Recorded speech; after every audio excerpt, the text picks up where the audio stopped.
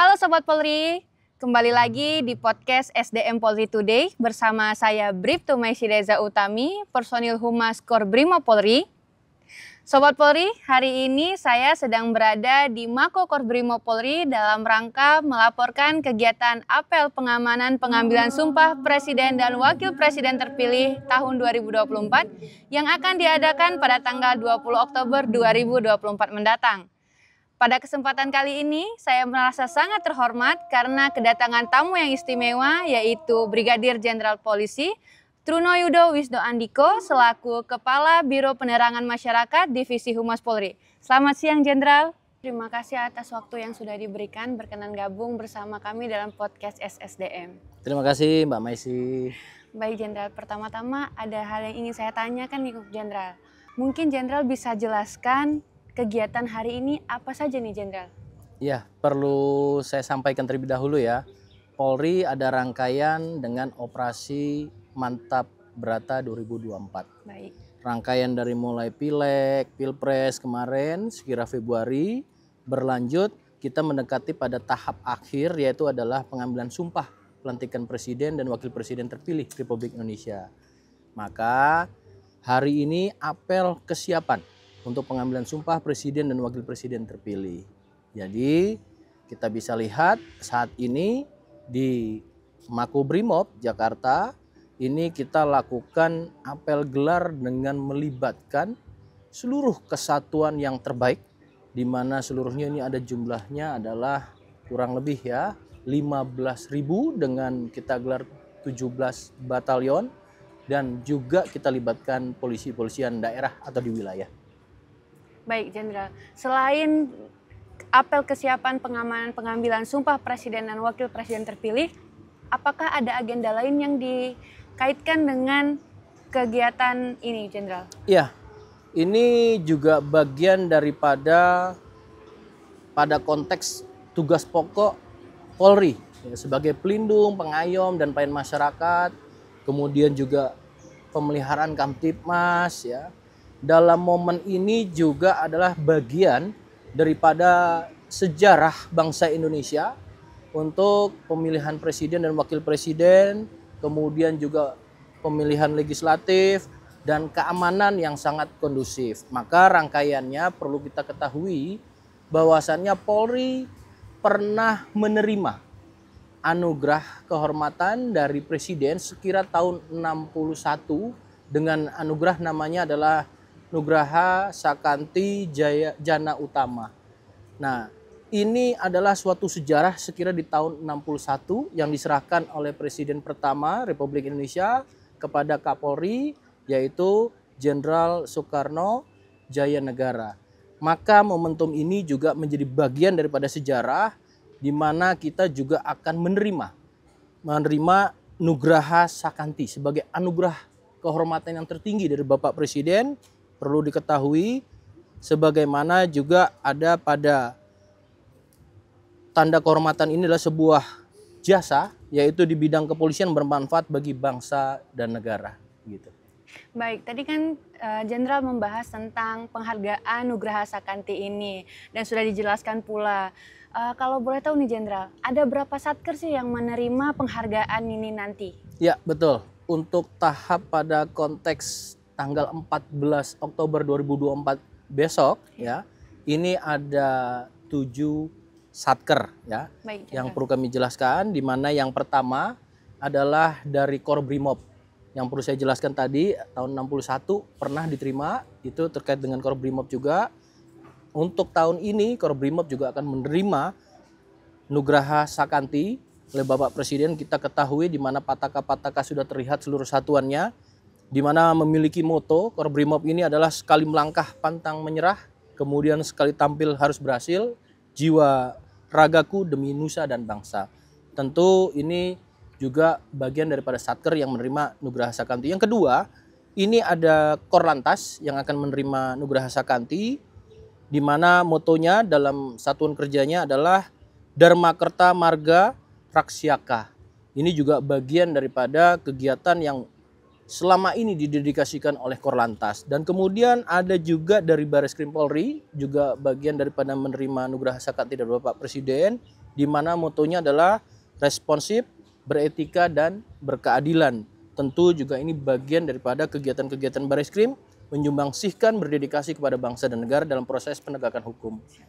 Selanjutnya yang keempat ada Densus 88 Anti Teror Polri, di mana juga akan menerima anugerah Sakti. Ini dengan moto dari satuan kerja adalah berani, tenang, dan bijak. Tentu kita ketahui tidak saja pada aspek penegakan hukum atau penindakan, namun juga ada langkah-langkah di bidang preemptif dan preventif untuk menekan angka daripada suatu peristiwa khususnya adalah terorisme.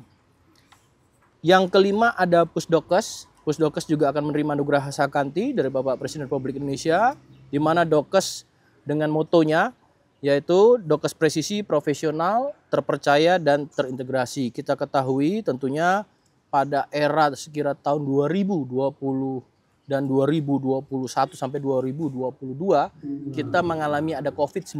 Ya, benar, Nah, benar. tentu ini juga bagian daripada bagaimana menangani secara kolaboratif tentu dengan kementerian lembaga terkait. Dokes juga hadir di tengah-tengah masyarakat untuk mengatasi terkait dengan pandemi COVID-19. Kemudian yang selanjutnya yang keenam ada Baharkam Polri, di mana Baharkam Polri juga akan menerima anugerah Sakti dari Bapak Presiden Republik Indonesia. Ini juga memiliki ada moto pada satuan kerjanya yaitu Fikfapa Brahmagola. Ini memberikan perlindungan menyeluruh terhadap segala aspek dari semua pihak yang ada di alam semesta.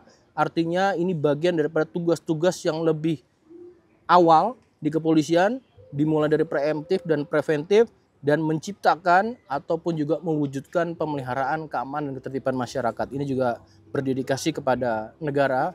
Dan kemudian terakhir ada Divhub Inter yang ketujuh. Ini akan menerima Samkarya Nugraha Sakti, di mana moto kesatuannya adalah to protect Indonesian back home. Jadi apapun tugas yang dilakukan dimanapun berada demi melindungi kepentingan masyarakat dan bangsa Indonesia. Tentunya ini adalah suatu satuan-satuan kerja yang saat ini pada konteks menerima Nugraha Sakti adalah yang terbaik. Namun kami yakini seluruh Satker sangat baik dan tentunya ini sebagai motivasi bagi Polri khususnya seluruh Satker sehingga mengembangkan dedikasinya kepada bangsa dan negara. Baik, Jenderal. Tadi setelah Jenderal sebutkan cukup banyak ya, 7 Satker, Jenderal. Betul, Mbak Maisi. Nah, salah satu rangkaian dalam gladi yang sudah dilaksanakan tadi yang menarik perhatian itu adalah peragaan nih, Jenderal. Ya. Kira-kira peragaan apa aja sih yang akan ditampilkan depan Presiden dan dari Satker apa aja yang akan dilibatkan dalam peragaan tersebut, Jenderal? Ya, peragaan-peragaan tadi ya tentu kita bisa lihat pada saat gladi adalah peragaan-peragaan terkait dengan pada aspek tugas pokok fungsi dari Kepolisian Negara Republik Indonesia tadi, dari mulai deteksi, preemptif, preventif sampai dengan penindakan ataupun penegakan hukum.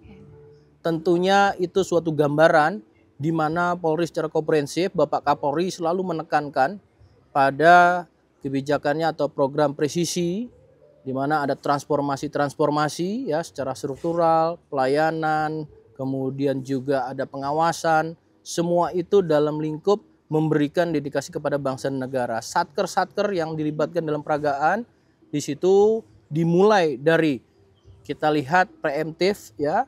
Di situ juga ada pasukan dari Babin Kamtibmas atau personil Babin Kamtibmas. Kemudian juga di situ ada preventif dan ada Sabara, di mana juga ada Pol Airut.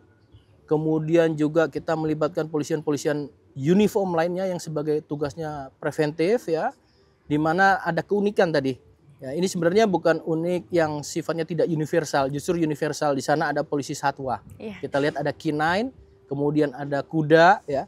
Ini merupakan bagian-bagian tugas Polri yang terus berkembang secara universal di dunia internasional sehingga kita yakinkan bahwasannya Polri profesional dalam preventif dan preemptif tadi di bidang Baharkam.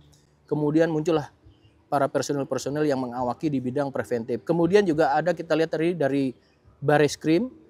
Ya, kemudian juga ada Korlantas juga sebagai preventif juga, polisi uniform, di mana Bareskrim saya perlu jelaskan juga, Bareskrim juga bagian daripada salah satu tugas pokok fungsi di mana proses penegakan hukum. Nah, ini juga ada peragaan yang dimunculkan terkait dengan pengamanan, khususnya bagaimana dinamika masyarakat yang berkembang di era demokrasi tentu bisa dilakukan bagaimana tertib, aman adalah modal dasar daripada demokrasi dan juga pembangunan bangsa ini.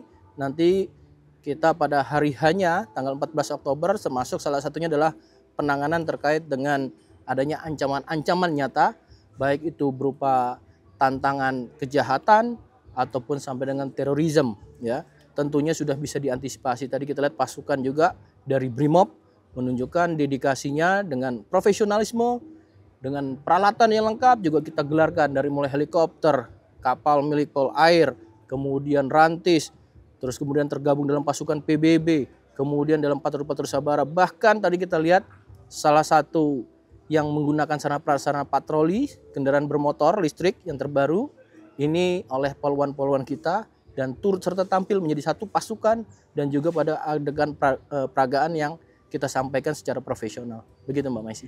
Baik Jenderal, tadi cukup menarik tadi penjelasan dari Jenderal ya. Baik, terima kasih Jenderal sudah bergabung dan memberikan informasi yang sangat informatif nih bagi Sobat Polri semuanya. Terima kasih.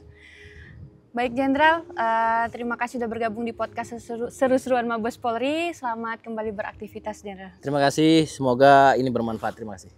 Nah Sobat Polri, demikian bincang-bincang saya dengan Brigjen Pol Truno Yudo Wisno Andiko selaku Kepala Biro Penerangan Masyarakat Divisi Humas Polri terkait dengan giat apel pengamanan pengambilan sumpah Presiden dan Wakil Presiden terpilih 2024 yang akan diadakan pada tanggal 20 Oktober 2024 mendatang. Saya Bribtu Meshi Deza Utami dan salam presisi.